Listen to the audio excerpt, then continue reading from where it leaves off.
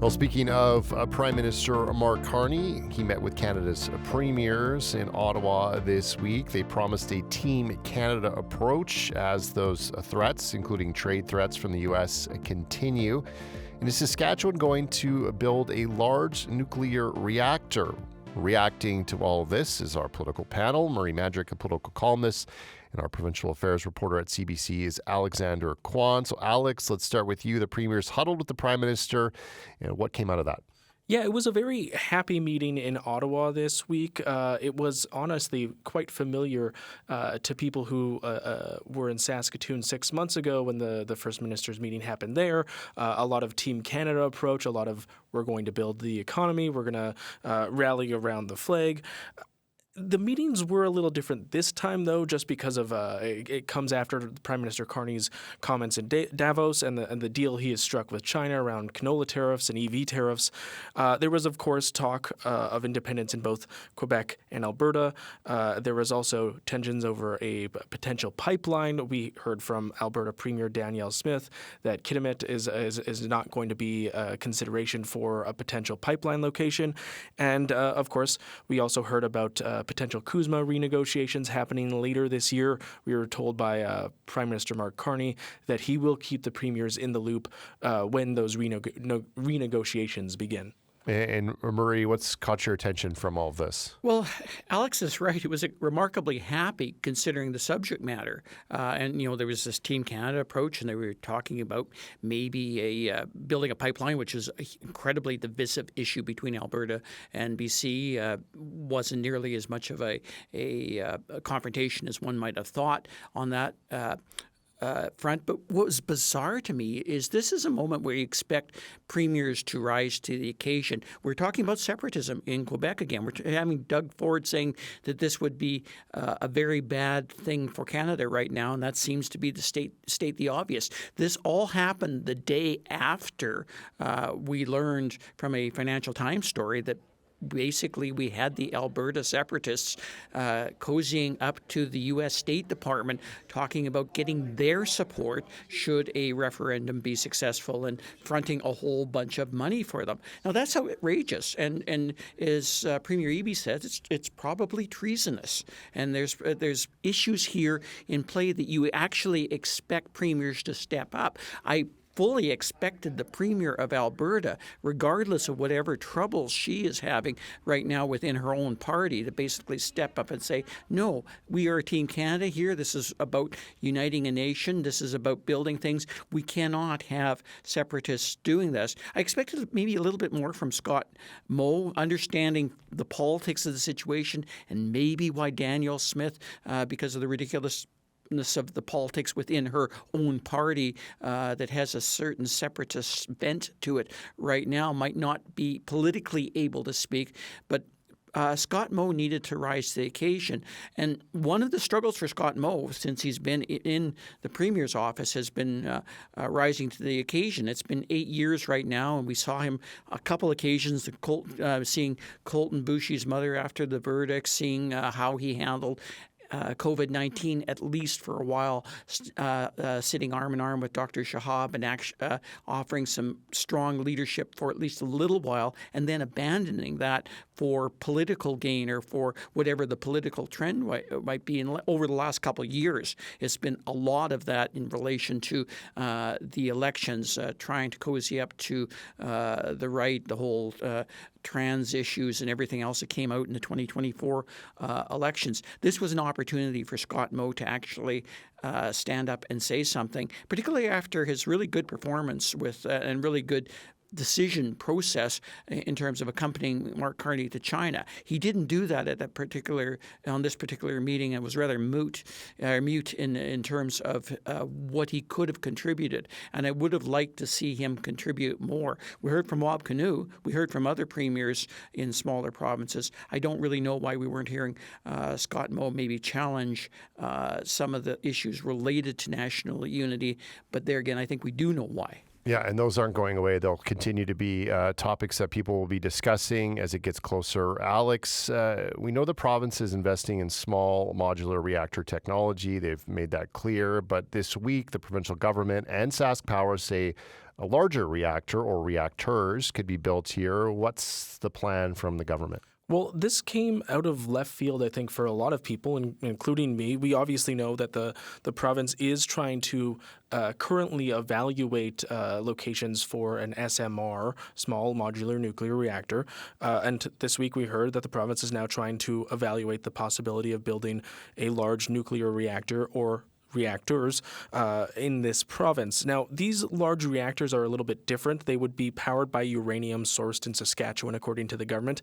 The SMRs that we have been talking about that the province has been exploring use enriched uranium, which has to be actually imported into Canada. We don't produce it here in this country. In terms of a timeline for these large nuclear reactors, the province says it's going to be at least 15 years, if not longer, away. So this is something that's going to be far in the future. As for the SMRs, we know a final decision on building an SMR will come by the end of 2029, with construction scheduled to begin in 2031 and then completion in 2034.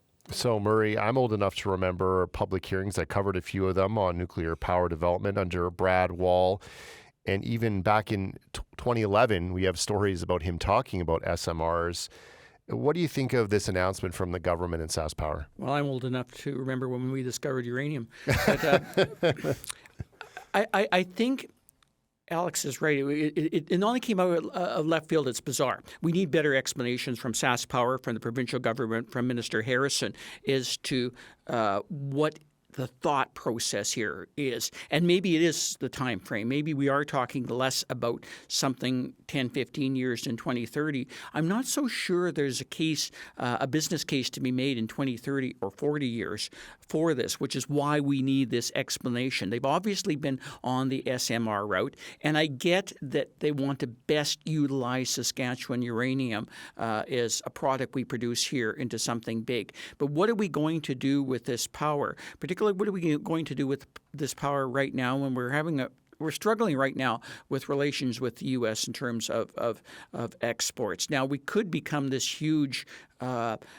exporter of nuclear power to states that need it desperately down south, and maybe that's a long-term game plan. But at what cost? Because it's billions upon billions of dollars to be invested in a full-scale nuclear reactor as opposed to an SMR, which we can barely afford right now under the circumstances of absolutely needing to do something differently than burning dirty coal in Estevan. Now, if that is the situation, and you are talking about both a large-scale reactor maybe and smaller reactors, isn't that a statement to the whole southeast of Saskatchewan that you're getting out of the coal business or getting out of for that matter, the natural gas business? Because that would seem to be the logical progression. If that isn't what your intent is.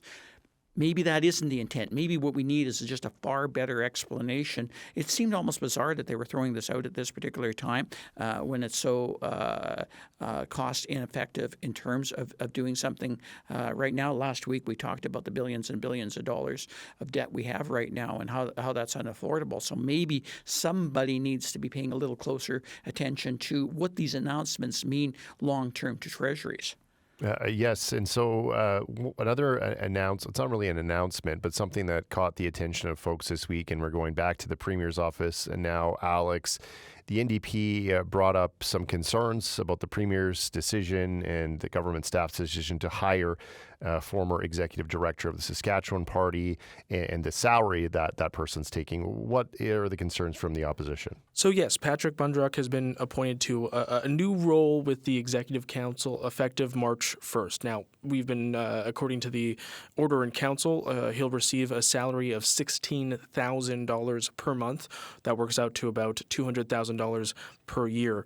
Now, it should be noted that Mandryk stepped down from the Sask Party, in August and was hired by the province's Cabinet Planning Office as a senior policy advisor. So while this is a new job with the provincial government, he has been working for the provincial government for a while now. And to put this kind of all in context, this is just the latest hiring in the Executive Council from people who are members of the Sask Party or who are Sask Party aligned. I'm speaking of former Regina Mayor Sandra Masters, who's been hired as a Deputy Chief of Staff of Communications, and then obviously former Saskatchewan MLA and Social Services Minister Jean Mikowski, who was hired as a Chief of Staff in the Government Caucus. All of this is a concern to the NDP. They pointed as the salary as an issue to be concerned about. Murray, this isn't new. The people coming into the Premier's office or cabinet offices that are allies with the Premier. What do you make of this complaint from the NDP over Patrick Mandryk? It is new, but it's absolutely the best political fodder oppositions ever get, and this was just handed to them on the platter. If you look historically in Saskatchewan, you probably don't even remember names like George Hill or Jack Messer or the Koski family or any number of names that popped up in the past where there were political hires within government. But you do remember the issue, and you do remember your folks or your grandfolks remember the controversies at the time of a government, whether at the time was Conservative, Liberal, New Democratic Party, hiring friends and family to these sweet positions and getting fantastic wages of $200,000 a year in the case of Mr. Mandryk. Now, I don't know what Mr. Mandryk is doing, which is part of the problem. I'm somewhat suspicious that after 18 years in this government, he suddenly elevated after a political job to a more senior policy advisor job. Now, one could perhaps say that, well, maybe his experience has allowed him to do so. But come on, we're not really seeing what we've seen in the past from governments, which is bringing up people through the ranks of the civil service to these senior positions of advising a premier on what direction to go. And to be quite frank, there's been way too many political decisions. We talked about earlier about the trans decision and a few others from the last election. There were just silly, distracting decisions that Premier Scott Moe didn't need to go towards. Now, is this a reward? Scott Moe has just survived his leadership. We don't know. There's going to be a lot of speculation in regard from this. This is just great fodder for an opposition, and it's the kind of thing that sits in the craw of voters over time. Even if they don't know who Mr. Mandryk is or don't know what the issue is, they hear it's somebody that's worked for the party and is a party person getting $200,000 a year. It's certainly the mistakes that older governments have made traditionally over time, and I'm kind of wondering where this one is going to go right now. Murray, Alex, thank you.